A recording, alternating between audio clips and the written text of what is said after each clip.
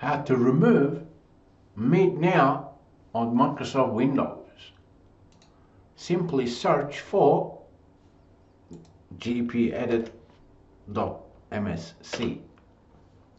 Here, within User Configuration, Administrative Templates, double click on it, go to Start Menu and Taskbar, and on the right hand side,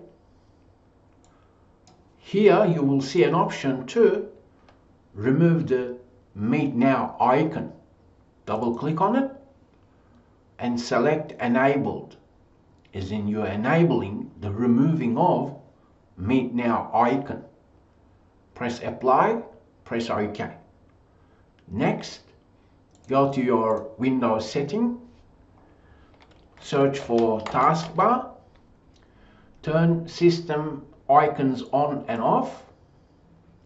Here you have an option to disable Meet Now, so make sure that is not toggled on, so it's off.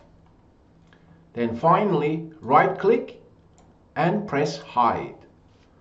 This is how you disable the annoying Meet Now option Windows added it with its update.